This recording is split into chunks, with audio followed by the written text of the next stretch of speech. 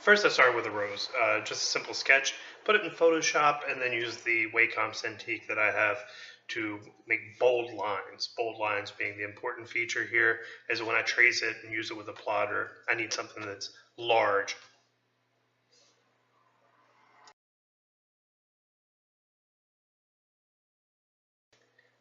Once all the lines were finished, I imported it into Silhouette Studio. That's the software that came with my plotter, so I'm sure your mileage may vary, but it has a nice auto trace function, and it was easy for me to convert it into a vector that I could use with the plotter.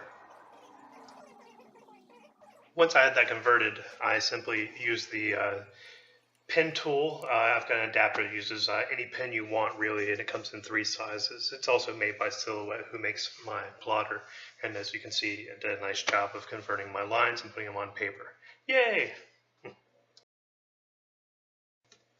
Once I had the lines on paper, it was pretty simple and straightforward to just go ahead and fill them in. So I tried to play this part as fast as I could, as I didn't want to bore you with me filling in black lines.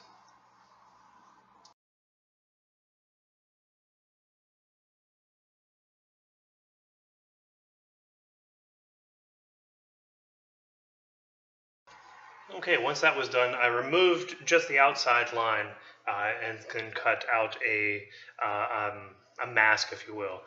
This I was going to use with my blow pens, and as you can see, I laid it out and then flipped the paper over on a light table to make sure all the lines matched up and then taped it in place. Then I masked off each individual area, and I first started with a dark green, and I used dark green for almost everything. Not just leaves, but the rose itself, as I figured the polar opposite or contrast of red is green, and it would work well for shading within the rose. As I go along, I put pieces in that I no longer wanted to shade or wanted to leave empty, and then taped over them. It was pretty straightforward, and this worked out a lot better than I anticipated, this being my first attempt at this. I did use light green on one rose petal because I wanted it to stand forward a little bit. I didn't want it to sink into the rest, and when they're all done here, you'll be able to see that result.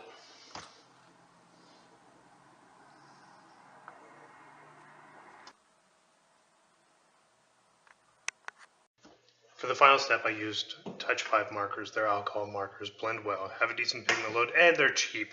Cheap being the tentative word there. I used magenta and a light red, as well as a yellow for highlights, and 2 shades of green in the leaves.